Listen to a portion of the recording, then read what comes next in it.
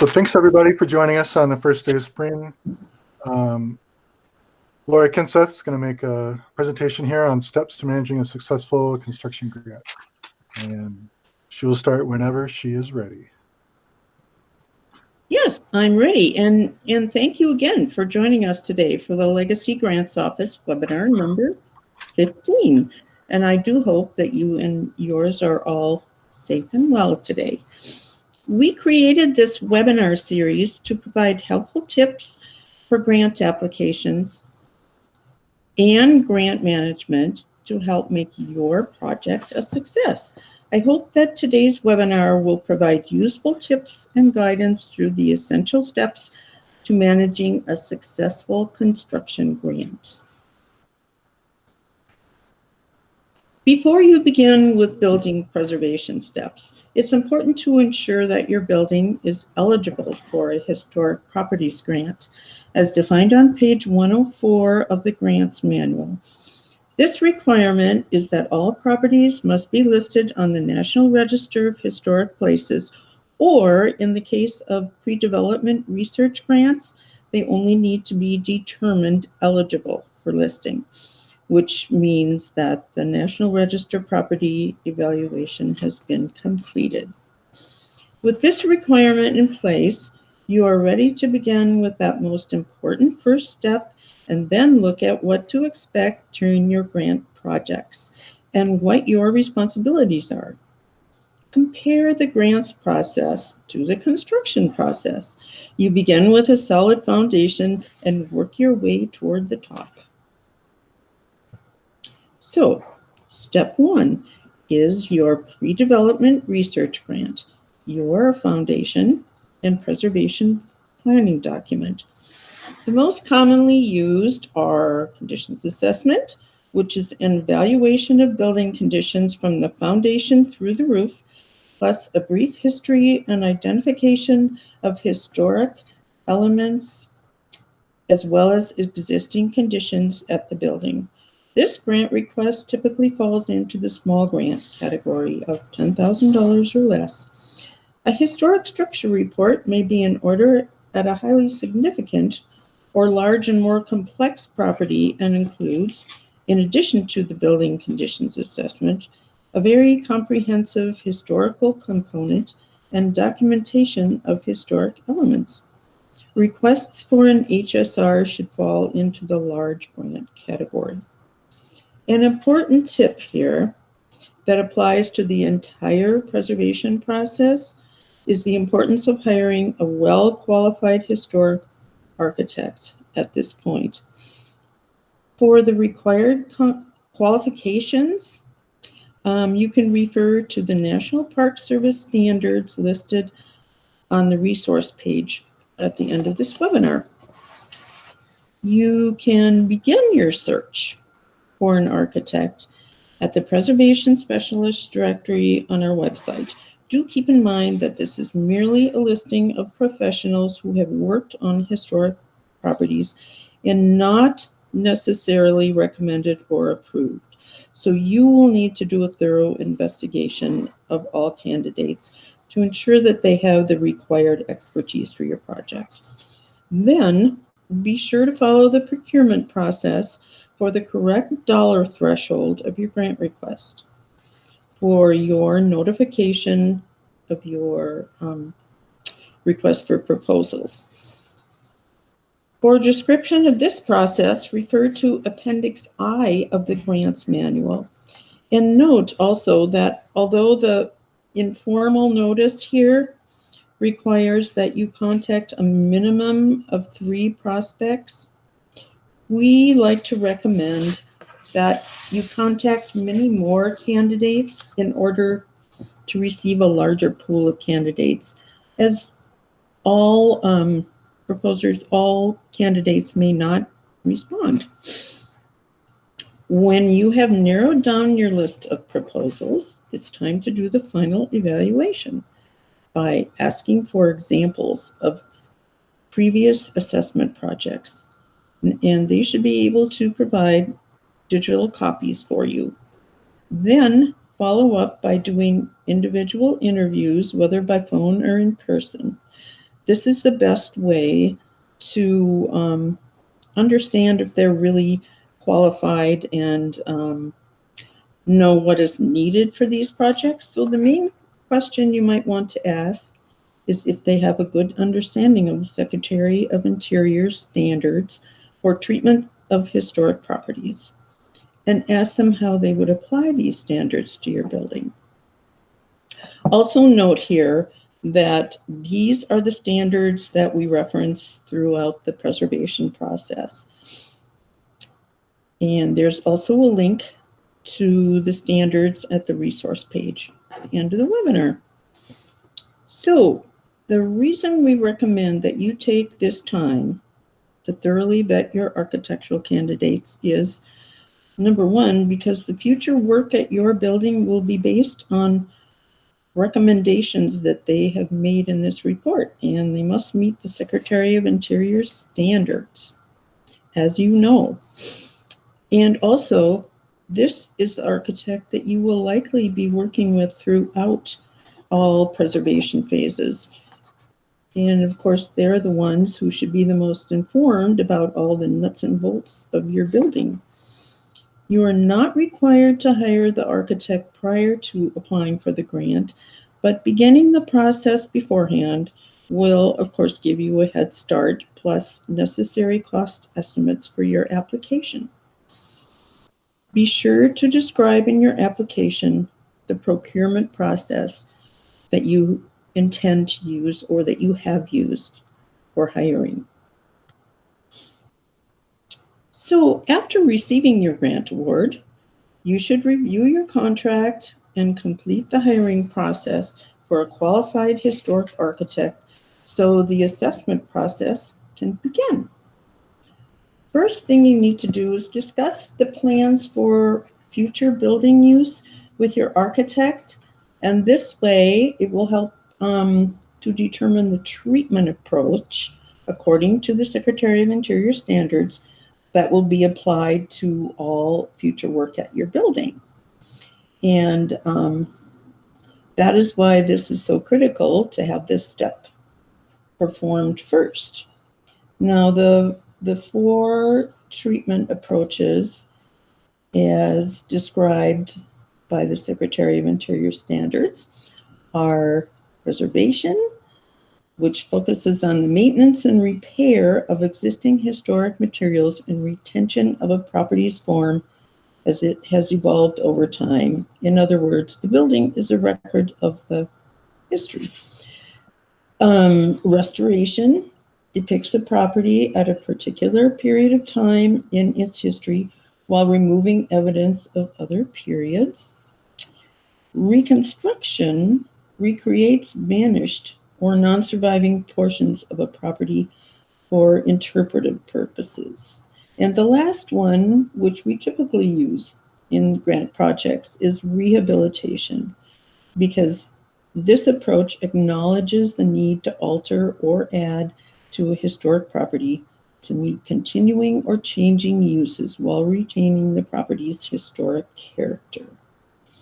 So again, rehabilitation is the typical choice because these buildings will need to meet codes for use as public buildings. So, what can you expect in your final report document?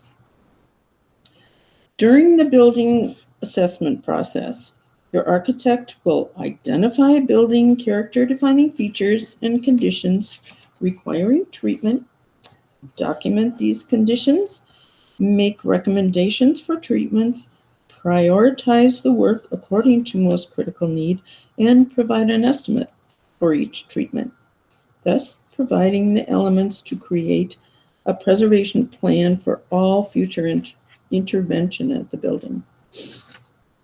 And another note for the final report, be sure that the legacy logo and acknowledgement are displayed in the report according to the instructions in the Manage Your Grant section at the MNHS website.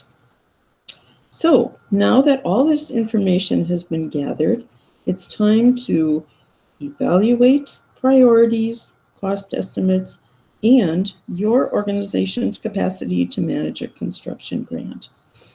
We recommend that you consult with your architect to plan your first construction project and any phasing if that'll be necessary for your grant process. So once you have a clear idea of the work to be included in your construction project, it's time to move on to the construction documents phase and applying for that grant. So describing a well-planned scope of your project makes a strong application. Typically, these grants will fall into the large grant category, which is very competitive, but this depends on the scope of the project. If you are phasing recommended work, be sure to clearly define your phasing plan in the narratives and ensure that your architect has delineated phases in the drawings and scope of work form to clarify for reviewers. You will likely continue working with your architect who conducted the conditions assessment, so you can use the pre-existing contract option for procurement. Just be sure to attach your existing signed contract to the application. If you are not continuing on with this architect, you will need to follow the procurement process once again to hire a new architect. So an important tip here, the photos that are required as an attachment for this grant, it's really important that they illustrate the building conditions well as the building context. So good detailed photos of all the conditions that will be addressed in your construction project so that the reviewers have a good visual sense of the building. The photos should be individually labeled as the location at the building and then incorporated into one photo file before uploading to the application. We ask that you do not upload individual photos.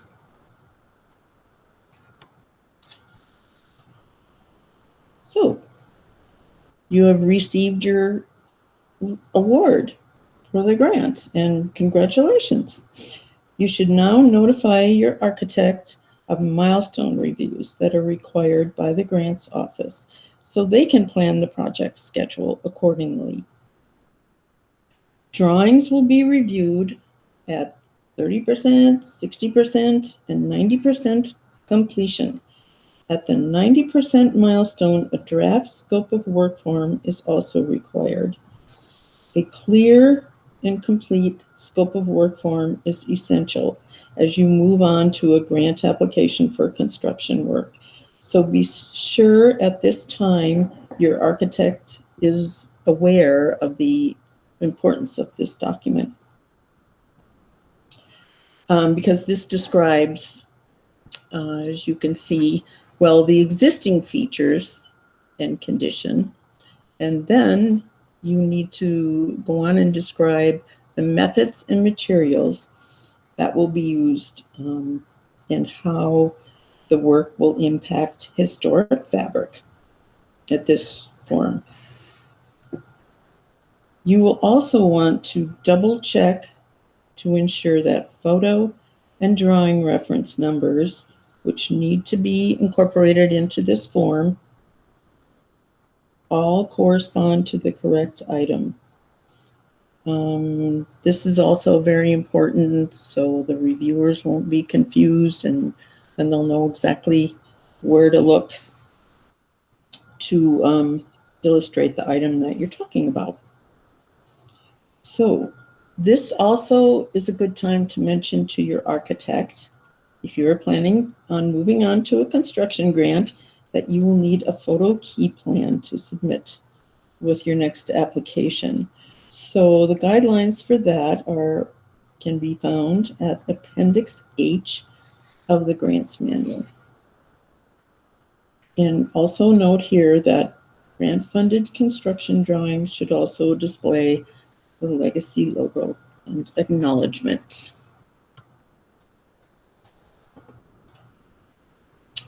So, your construction drawings and scope of work form are complete. Project scope is defined, and that would be including the phasing if needed. You have an estimated project budget and a comprehensive photo file. You're ready to complete your pre-application for a construction grant. The required pre-application allows you to receive an initial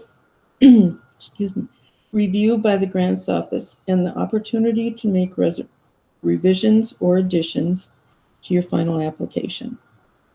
After review recommendations are received from the grants office, be sure to review them carefully, revise your application as needed, and as always, let us know if you have questions about any of the revisions. It is important here to cross-reference your project description, budget, drawings, and scope of work form to ensure that all work items included in this project, in other words, in your project description narrative, are addressed in each document.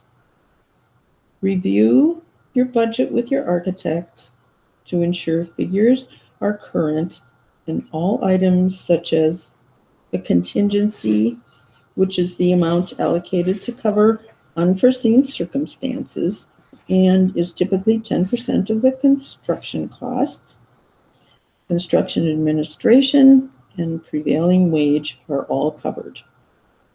Although a cash match is not required for legacy grants, even a small match based on your organization's capacity will help to strengthen your application. Because these large grant applications are so competitive and you will want to submit an outstanding application, it's beneficial to proofread the entire application for errors and omissions, possibly even have a third party review the application so that you can double check for errors and omissions. And also it's a good idea to double and triple check that you have all of your required attachments in place. That would be the drawings, scope of the work form, photo key, photo file, and if necessary, the phasing plan. Again, please incorporate all your photos into one file. At this point, labeling all of your attachments, because you have a few requirements for this application, is really important, and clearly labeled attachments will definitely help the reviewers know which documents they need to open and review. This is really important for reviewing your documents. So please, rather than using a numbering system that you might be familiar with, label with a clear reference to the name of the project and the type of the document.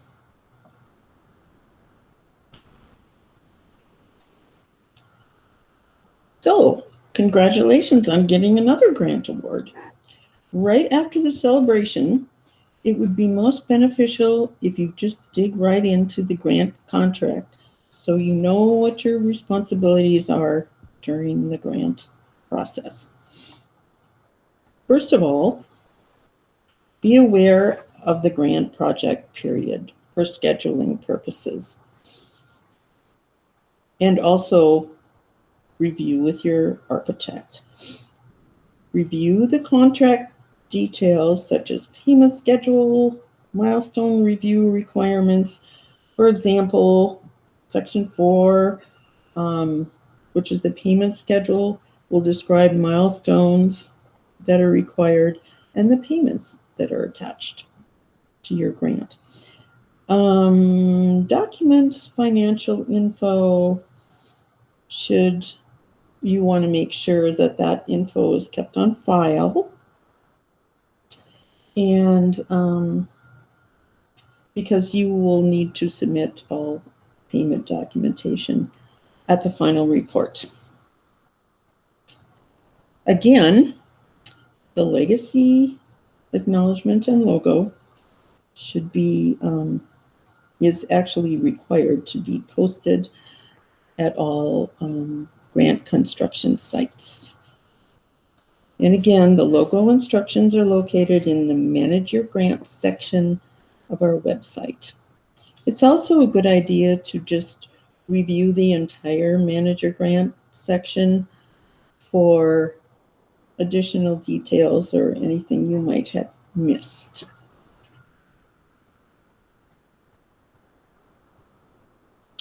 This is another important job for your architect. So it's very important to retain your architect, even though the conditions assessment, construction drawings are all complete. This is because your architect will need to be on site to observe the work in progress, to ensure that it's on schedule, to review proposed products, and observe construction techniques to ensure that all products and methods will meet standards, and to ensure that existing historic materials are being protected while work is underway.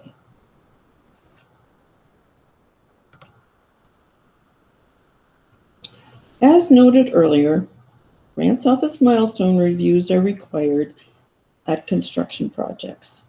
Typical masonry milestones seen here require that if new masonry is necessary, it must match existing historic. And also that new mortar for repointing must match existing historic in texture, color, strength, composition, joint profile. These photos that clearly show a good match between existing and new will satisfy this milestone requirement. Your architect or contractor will be able to provide these photos for you to submit with your report.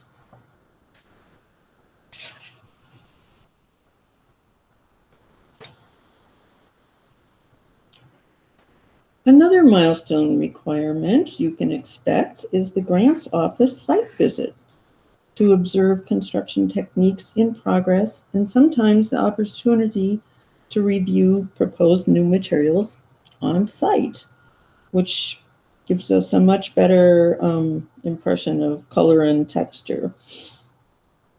Construction, scheduling, and administrative issues that may arise can also be discussed at this time.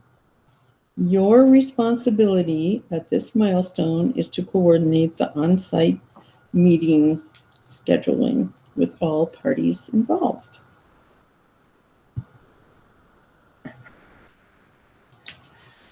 Your last milestone for a construction project is the final report, which can be submitted only when all previous milestones have been satisfied. It is important here to understand exactly what the final report requirements are. First, remember to call in to the monthly final report conference call with the grant specialist, Melinda Hutchinson, held the first Wednesday of each month at 2 p.m. This will give you the opportunity to ask questions specific to your project. Be sure to watch for the email alerts and RSVP to Gillian McGuire for call-in instructions. And this contact info is also listed on the resources page. So, as instructed at your conference call, be sure that you fill out the final report form questions, including the grant expenditures table.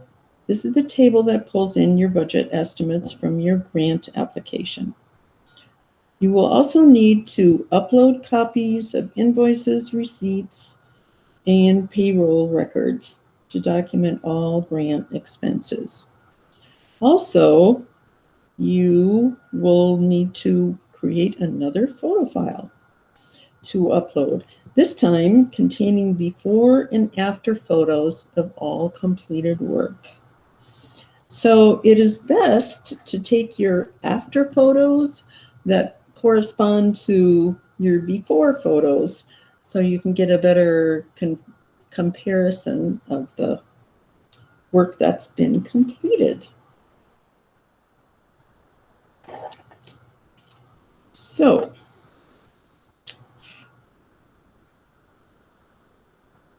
here are a few last notes and checklist of tips from this webinar, which are very important. Long-term planning and building assessment, of course, your first step, and your foundation. And this will guide all your future work that's being done at your building. Proofread your applications and check attachments. A clear, concise, and error-free application is always more competitive. Select a qualified architect. Thoroughly evaluate the qualifications, as this is the architect that you will likely work with throughout the construction process. Know your grant responsibilities, and you will find these in your contract, so be sure to read that carefully, take notes, make a schedule. You will need to then pay attention to the project schedule and milestones to ensure that you are submitting everything on time and you'll stay on schedule. Good communication is also helpful. Be sure to ask us questions anytime you're not sure about a milestone or something that your contractor may be doing. We're always here to help. And then again, be sure to display the acknowledgement as appropriate. So here is that list of resources that are referenced here in this webinar and probably throughout the grant process. The grants manual, of course, which you can find online, and the Secretary of Interior standards for the treatment of historic properties. It's a good document to take a look at, see what the 10 standards are for rehab. Preservation briefs are often referred to when the construction work starts in the scope of work form, because they help to describe the methods and materials that are being used for the work. So, and also Preservation Brief 43 is a good guide if you choose to do a historic structure report. The Minnesota State Register is a good resource for posting your RFP for your consultants and contractors. The National Park Service Professional Qualification Standards, and this will tell you what the standards are for hiring a historic architect, a qualified historic architect. And then our administration staff who can help you out with the final report conference call and other administrative issues. So if you have any questions, we're here to answer them today. Please let us know.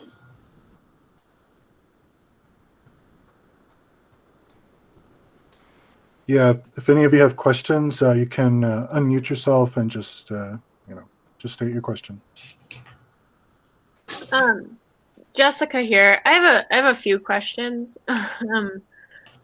Since I'm in the middle of a grant right now, but like trying to go forward with um, a better understanding.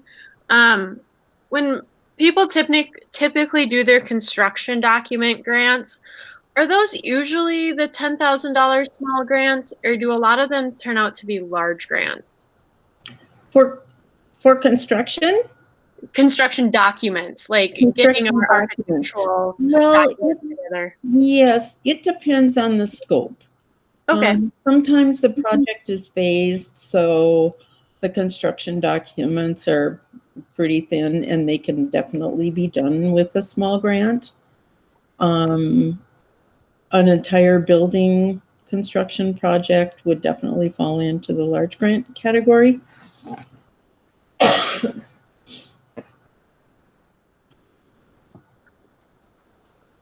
And then I'm just gonna keep jumping in. Yeah, go ahead. Looking at budget stuff, construction admin, is that really like what it's gonna cost for your architect to follow your grant, I guess, through construction? Right. And we get that question a lot, but that is an important position. So you want to ensure that you have someone hired, well, the architect that you've been working with likely is hired to observe your construction sites and keep the communication open, look for issues, make sure the work meets standards. And then I have another question about adding contingency in. The 10% is great. Does that go line item by line item, or should there be a separate line item at the bottom that just says contingency in it?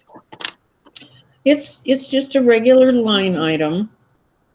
Just be sure it's clearly defined as contingency. Okay. So it will figure in your total request. Perfect. Yep. Did you have any more questions, Jessica? I guess the other thing I just want to comment is like we're very rural. We're in a very small rural town, and I guess I would just out to like anyone else listening how to find a good architect in a rural community or around a rural community, and then finding those constructors as well. I guess that's just a struggle of ours, and it's not really a question. I guess it's just more of a comment that we can't always find the most qualified people we would like. So Yeah, I think there'd be a lot of people that would agree with you about that problem. okay. And again, it's good to start searching by consulting the Preservation Specialist Directory. There are a few architects who are willing to commute up to the north to do projects. So look in the metro area as well if you can't find anyone in you that's local. Perfect. Thank you. You're welcome. One thing I wanted to mention is if, you know, with everything that's going on at the moment and maybe going on for some time, you know, if you have any concerns about your grant, that you might need an extension, that your scope is going to have to change, you know, anything like that, the thing to do is send a request to the grants email, which is grants@mnhs.org.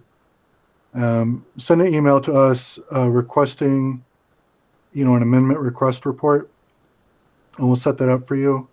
And then you can use that to, you know, tell us about, you know, any problem that you have, and, you know, maybe what solution you think is going to work for it. You know, at the moment, we don't know a lot more than most of you about, you know, where things are going to go in the next few months. So, but you can always, you know, use that to request an amendment or a change. And of course, you can always just get in touch through email is the best way at the moment. Oh, I was also going to mention that the next small grant deadline is coming up April 10th. And of course, the large grant deadline for pre-application is May 29th. Thank you for joining today. And if you think of a question, give us a call. We're happy to help.